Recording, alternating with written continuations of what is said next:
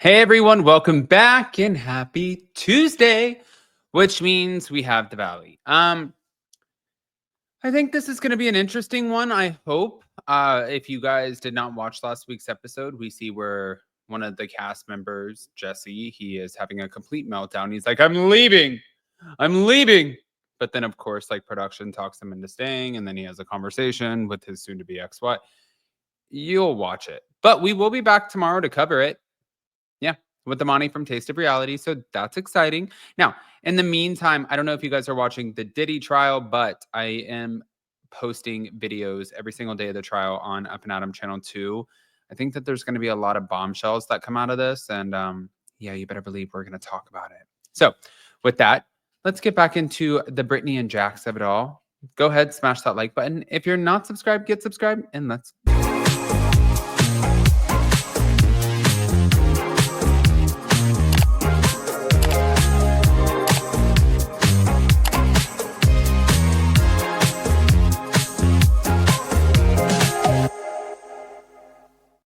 honestly, this is probably one of the most toxic situations that I've ever seen as far as like a marriage, but thank God for Brittany, she did get out of it. I don't know how long anybody would last in a situation like this, but of course, I think that when you're on reality television, it just adds to the shit and it adds to I think that there's positives and negatives. Like when you have so many cameras on you and so many fans and your family and people are watching from the outside and they're seeing how toxic a situation is. Yes, it's embarrassing, but also maybe it might push you to get out of certain situations.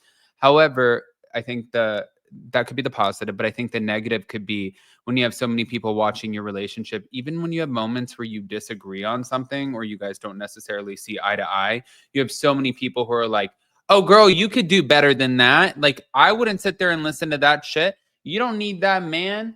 Mm-mm. You know how many men would line up for you? And it's like, that's also not what you necessarily always need. Now, in this situation, yeah, I get it. But I think that it comes with a lot of scrutiny. That was like my best way of saying that. All right, though, I wanted to talk about this. Now, there were a few takeaways from this shit with Jax and Brittany. One was the phone use in rehab. Jax admitted to using his phone during his rehab stay, saying, by state of California law, they cannot take away your phone. I am addicted to my phone. I wanted to know what was going on. And he acknowledged that this behavior hindered his recovery, saying, instead of allowing myself to get better and fix myself, I allowed myself to fixate on what was going on the outside, and it drove my rage even more. I do sort of wonder too, at what point is it just like, oh, okay, like, I'm acknowledging that I'm an asshole. I'm acknowledging that like I got pissed and I'm rage texting.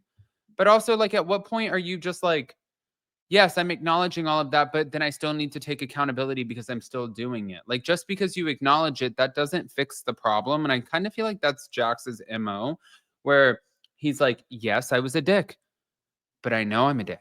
Or yes, like I'm not a good guy. I'm not marriage material, but I know that and I treat people like crap.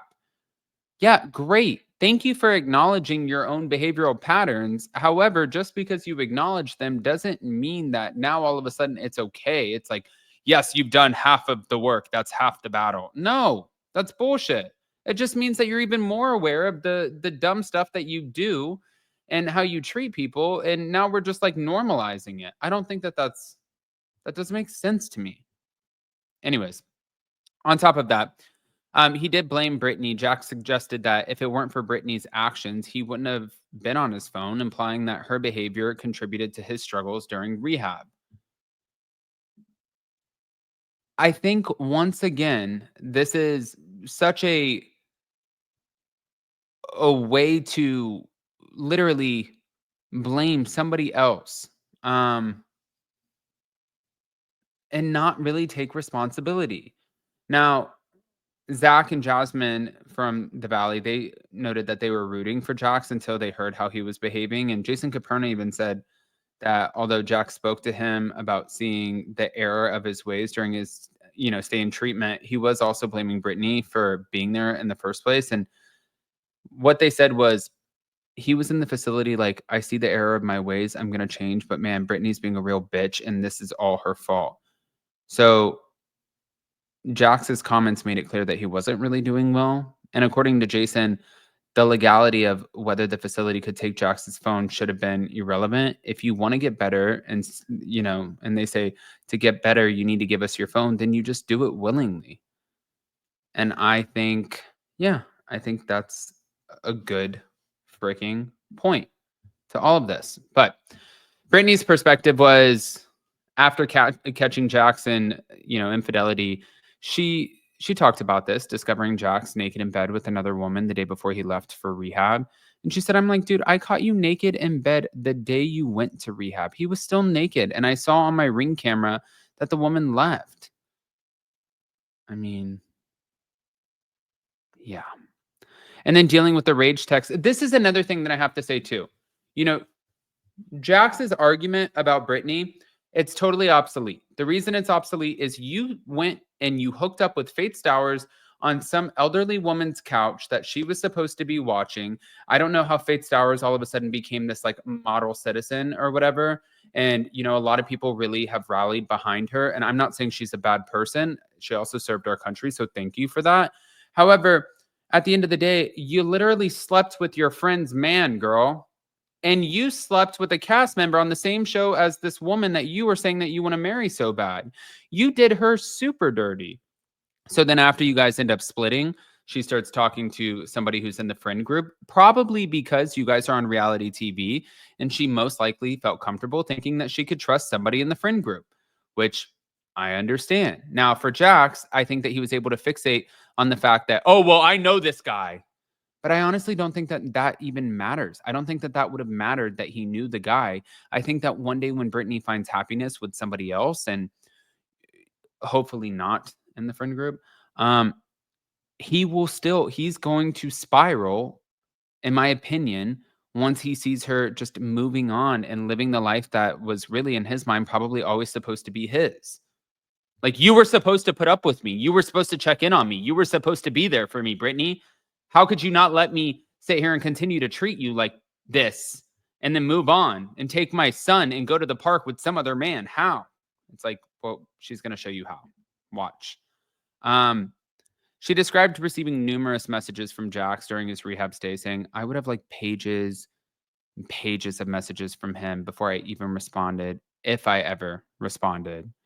And she did express concern for their 4-year-old son, Cruz, saying, it's embarrassing. I feel bad for my son because this is all out there and he doesn't deserve that. But as far as the public perception, Brittany highlighted the disparity between public praise for Jax's rehab efforts and his actual behavior, saying that they'll be praising him kind of, for going into these places whenever they don't know that he's rage texting me and sending all of these horrible things every day while he's in there.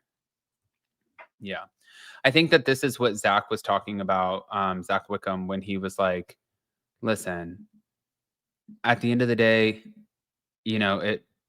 everybody wants to praise Jax. I'm not going to sit back and praise Jax. I think that Jax came out worse, is what he said, than he went in. And again, for Brittany, I do feel bad. I feel really bad. I want to hear what you guys think, though. Pop off in the comment section. If you're not subscribed, get subscribed. Definitely don't forget to hit that notification bell. We will be back tomorrow on Up and Adam Channel 1, and we'll be back to recap the Valley. So, yeah, see you next time. Love you guys.